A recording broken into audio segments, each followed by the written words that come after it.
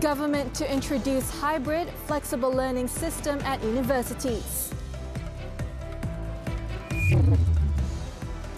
And HR Ministry drafting policy to ensure social security for gig workers.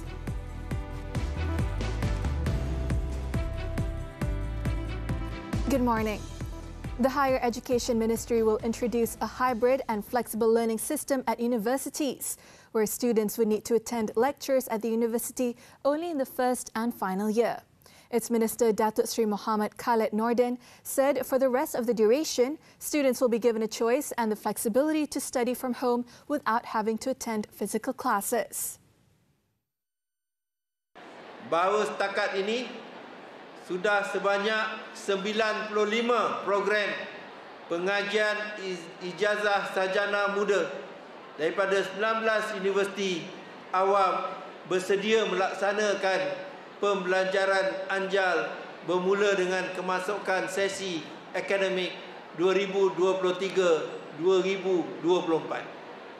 He said this during the closing ceremony of the Jom Masuk You 2023 program and the launch of the Institutions of Technical and Vocational Education and Training TVET Foundation program at University Malaya. He said through this initiative, students can organize their activities more flexibly and will be able to save on tertiary education costs by reducing the amount of loans and education costs, opening up space for students to work or do things that require them to not be on campus. On the same note, Datuk Sri Muhammad Khalid said the Higher Education Ministry has so far identified 44 course programs at 9 public institutions of higher learning, where the duration of study for some programs could be shortened from 4 to 3 years. The move, he said, would open up opportunities for graduates to enter the job market a year earlier.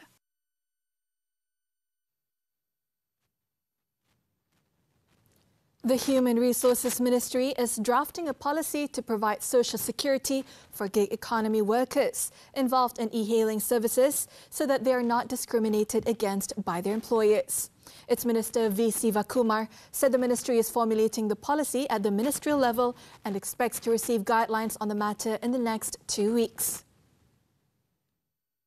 Memang ada golongan tertentu yang menyahut pendapat supaya Kementerian Sumber Manusia membuat satu akta ataupun undang-undang untuk memberi perlindungan kepada golongan pekerja gig ini supaya mereka tidak didiskriminasi oleh mana-mana majikan.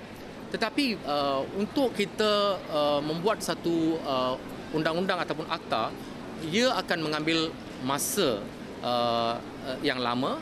Sivakumar said this when asked to comment on Deputy Prime Minister Datuk Sri Ahmad Zahid Hamadi's suggestion that the Human Resources Ministry draft a special act to defend the welfare of gig economy workers, especially in terms of income and social security.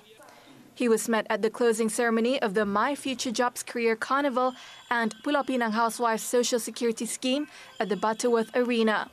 Meanwhile, asked for his opinion on employers' complaints regarding the difficulty of achieving a ratio of 80-20 for local and foreign labour, Sivakumar said employers need to offer attractive facilities in addition to increasing wages. He said the current statistics show that more than 1.18 million Malaysians are working in Singapore, while overall 1.8 million Malaysians are working in the region. And as such, employers need to look into this matter, as this is a sign that the country is not short of manpower. Sivakumar added that despite the abundance of jobs available in the country, Malaysians are opting to work abroad because of better pay and benefits. As such, he said employers should consider raising wages and providing more benefits to encourage locals to join the workforce. The issues in 6 states that are set to hold elections will be the main focus of debates among delegates at the upcoming UMNO General Assembly, set to be held beginning this Wednesday. UMNO Supreme Council member Datuk Sri Ahmad Maslan said issues affecting the people in these states, such as Kedas water woes, will provide party members with ideas to strengthen the party machinery and campaign strategies ahead of the polls.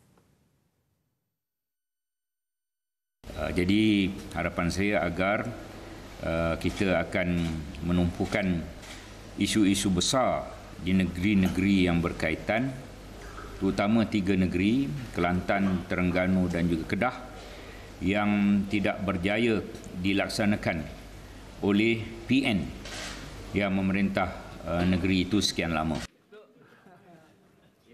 He said this during a press conference held at the Johor UMNO headquarters on Sunday.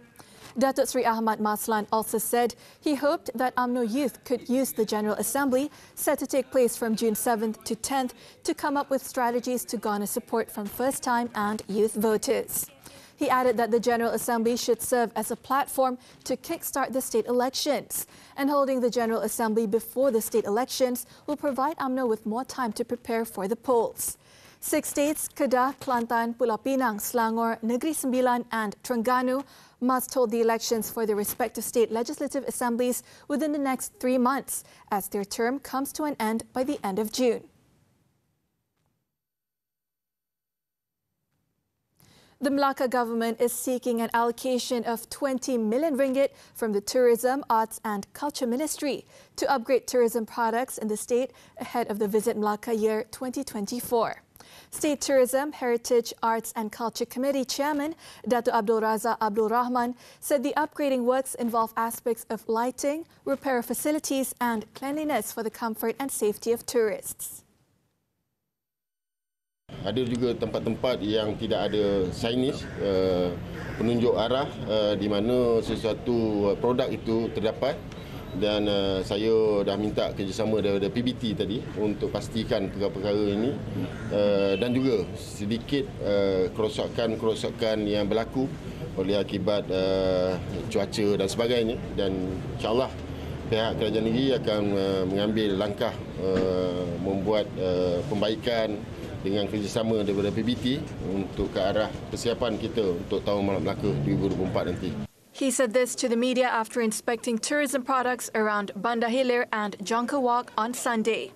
He added the state's preparations for Visit Melaka Year 2024 are 70% complete and believed that it would reach 100% soon through the cooperation of all parties, including government departments and agencies, as well as tourism industry players in the state.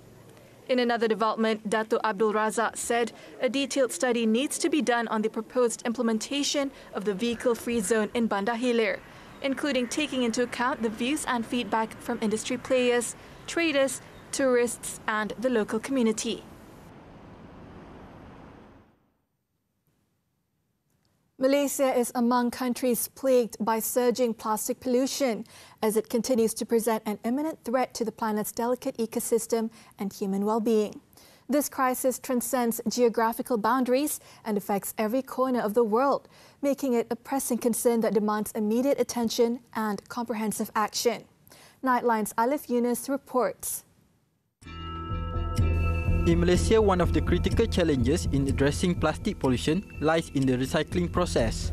Based on a study by the World Bank on plastic circularity opportunities in Malaysia, it was reported that only 24% of plastics introduced to the market in 2019 were recycled, while 13% were either being processed for energy recovery or being sent to sanitary landfill. The remaining 63% were not recycled or disposed of in proper facilities, which contributed to a leakage into the environment. In conjunction with this year's World Environment Day on Monday, Senior Program Manager for Greenpeace Southeast Asia, Ting Siu Xuan, gave her insights on this pressing issue. As you can see, there is no proper enforcement in the first place, and there is no proper collection in the first place. And if you know, right, all this plastic, if you want to recycle it, they have to be super clean. You have to clean it first, and all this plastic, they cannot be recycled together. And you have to put it into different bins. So the process of recycling plastic is too much, too complicated for the mass or for the public to understand. And they are not being educated or they are not being made aware of the issues. Xuan highlighted that Malaysia has also become a victim of plastic waste from other countries, where the waste is being illegally imported into the country, often in unregulated and mixed forms, which further heighten the challenges faced by Malaysia in managing its own plastic pollution. She added that Malaysia should implement stricter enforcement measures and penalties for illegal plastic waste imports, while promoting the separation of different types of plastic waste at the source to facilitate effective recycling. Meanwhile, in line with the government's ambitious target of achieving zero use of plastic bags in Malaysia by 2025, environmental activist Dr. Maktab Mohamed suggests the implementation of financial incentives towards industries. If, say, industries want to convert to using biodegradable plastic, for example, so plastic is still plastic, but when you talk about biodegradable, that means you're using basically the material of different beginning. But the problem is this biodegradable, because of their material, their starting material and so on, tend to be relatively expensive. Nobody want to use it except when you counter with the financial incentive. According to Dr. Maktab, this approach not only supports businesses in their transition towards environmentally friendly practices, but also contributes to the broader goal of reducing plastic pollution and promoting a more sustainable future. In a significant step towards addressing the global plastic pollution crisis, 175 nations have gathered in Paris to show its commitment to finalizing the first draft of an international treaty by November. The treaty aims to combat plastic pollution through a legally binding instrument with the goal of its completion in 2024. According to a study, plastic waste entering oceans could nearly triple by 2040 if left unchecked. Therefore, to pave the way towards a plastic-free future, all quarters must come together to take action before plastic crisis reaches the points of no return. Alif Yunus, TV3. India blames train crash on signal failure. This and more from the Foreign Front right after this short break.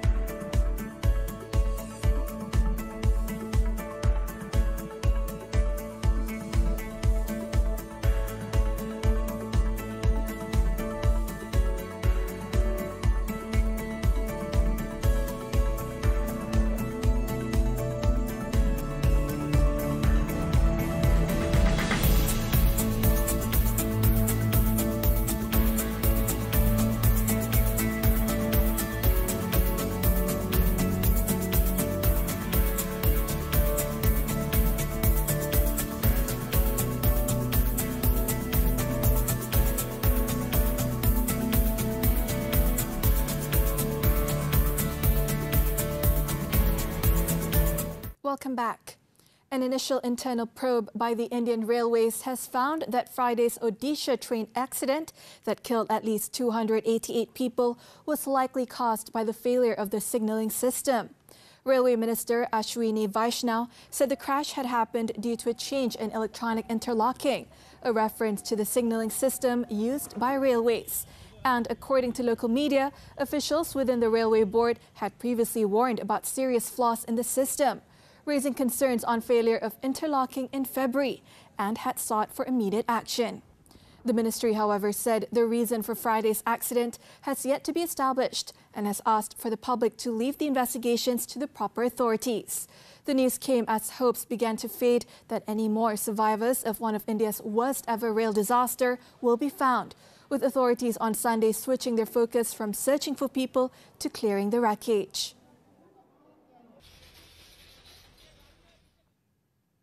Meanwhile, back home, Prime Minister Datuk Sri Anwar Ibrahim and his wife, Datuk Sri Dr. Wan Aziza Wan Ismail, expressed their sadness over the tragic railway accident in the state of Odisha, India. In a post on his social media on Sunday, the Prime Minister, on behalf of the government and people of Malaysia, conveyed the country's heartfelt condolences to the families of the victims and those who were affected by the accident. Datuk Sri Anwar said Malaysia's thoughts and prayers are with India during this difficult time. According to the news report, the Friday train collision claimed at least 288 lives, with more than 1,000 people injured.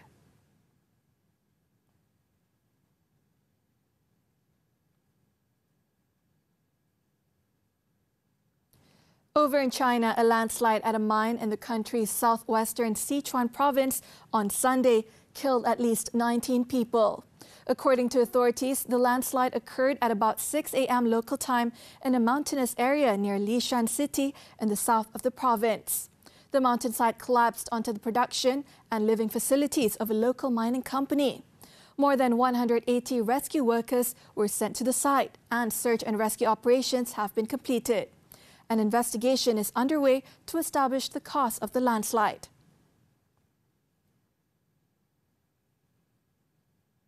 Kuwait is holding its second parliamentary election in a year, a snap election called amid its ongoing political crisis that has seen a shuffle of the parliament numerous times in recent months. The latest general election, set to take place on Tuesday, has 50 seats in the parliament up for grabs, whilst the remaining 15 are appointed by Kuwait's emir. This will be Kuwait's third election in 3 years, its 10th since 2006, and was called by the emir last month after he again dissolved parliament amid a persistent deadlock with the executive branch that has stalled reforms. The government and the elected parliament have been bickering over a controversial bill that proposes the government take over consumer and personal loans of Kuwaiti citizens. And the ongoing rift has resulted in a decay of social services like healthcare and education.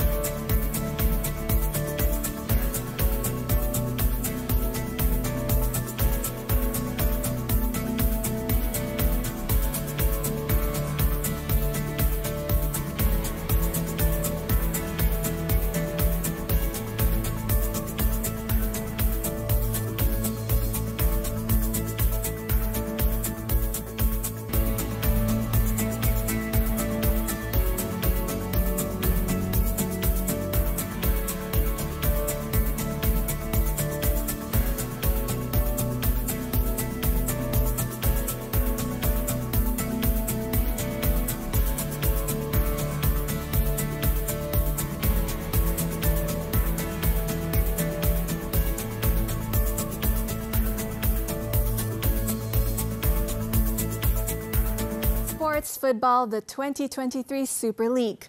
2 more matches took place on Sunday night. Kuching City FC were held to a 1-1 draw by Negeri Sembilan FC. At the Darul Makmur Stadium, Kipre Cheche put KL City in front 5 minutes into the game, with Sri Pahang levelling the score 13 minutes into the second half, thanks to Stefano Brundo, who converted a penalty from the spot. Both sides pushed hard for a winner, and KL City emerged victorious, as captain Paulo Josue struck the winner in the 76th minute, sealing a 2-1 win. With the win, KL City remained 6th in the table with 22 points, while Sri Pahang remained 3rd with 25 points.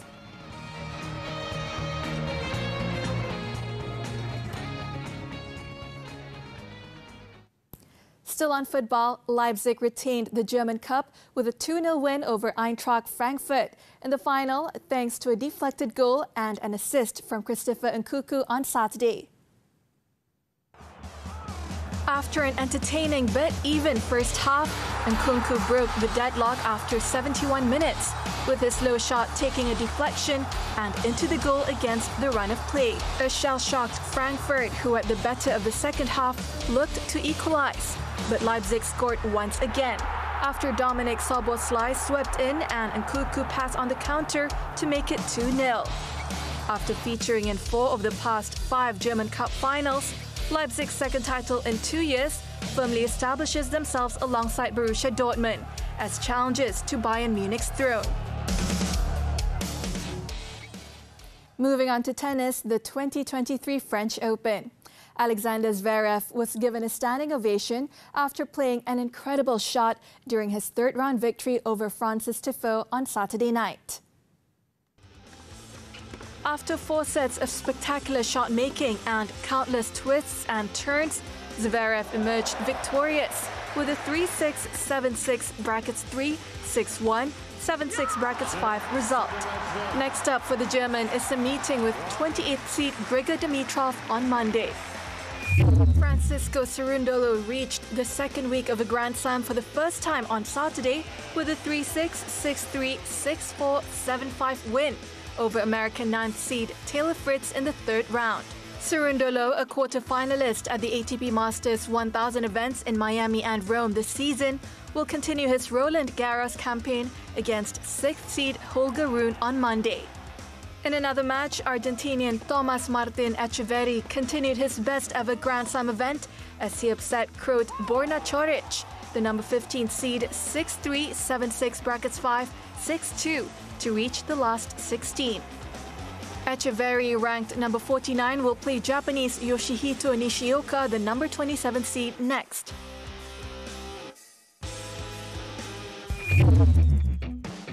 An upset look in store for Ons Jabeur as world number 105, Olga Danilovic, took the first set on court Suzanne Lenglen, but Jabeur regrouped and came through in 3 sets, 4-6, 6-4, 6-2. With the win, Jabeur secured a 4th-round meeting with American Bernarda Pera.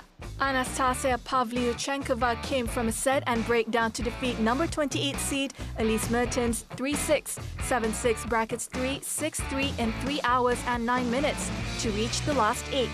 The result puts Pavlyuchenkova, the 2021 runner-up, into her 8th career Grand Slam quarterfinal and 3rd in Paris. Pavlyuchenkova will bid for 2nd Roland Garros semi-final place against either Karolina Muchova or lucky loser Elena Avanesian.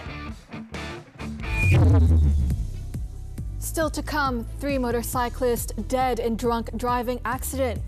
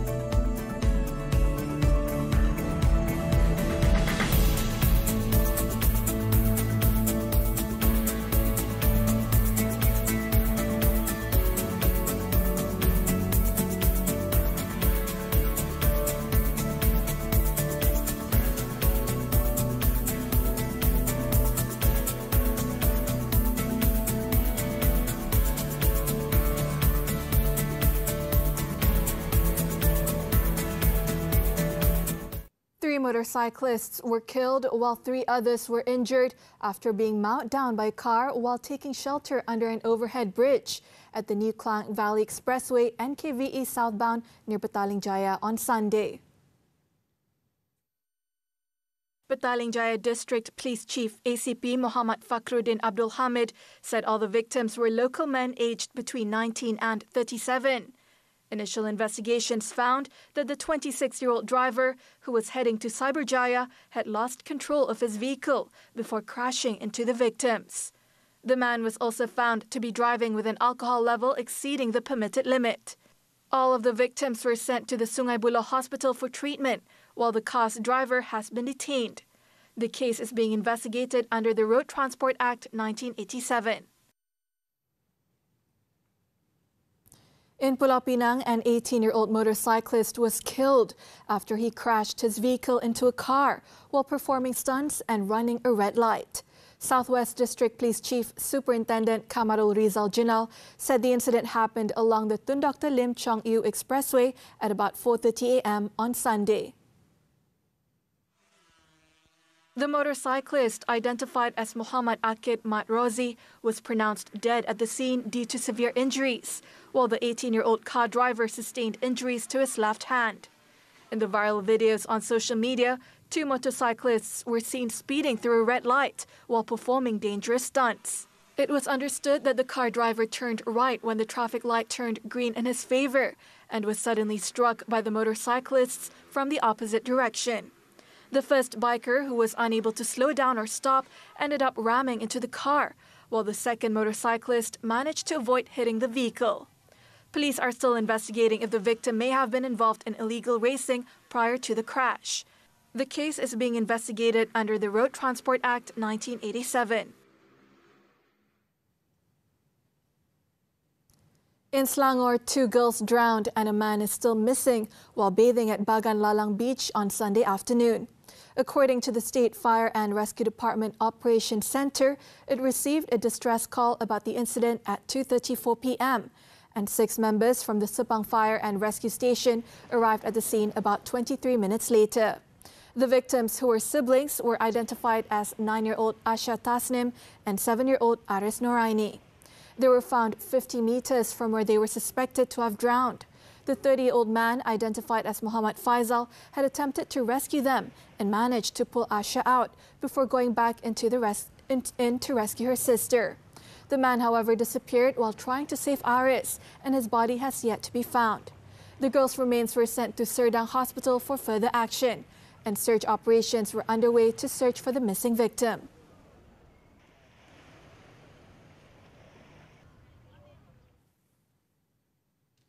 Police are currently on the lookout for 4 individuals who are suspected of assaulting an individual, believed to be a homeless man in an area near Port Klang. The incident was believed to have occurred under a bridge, and the South Klang Police Chief ACP Chia Hong Fong has confirmed that the Criminal Investigation Division of the South Klang Police Headquarters has initiated an investigation into the matter. The assault case has been filed under the Penal Code for causing harm with the use of weapons. He said police are trying to identify the victim to understand the situation and urge those with information to contact the South Klang Police or any nearest police station in regards to the incident. A 24-second video clip circulating on social media reportedly depicts a group of individuals using steel baseball bats to assault a homeless man.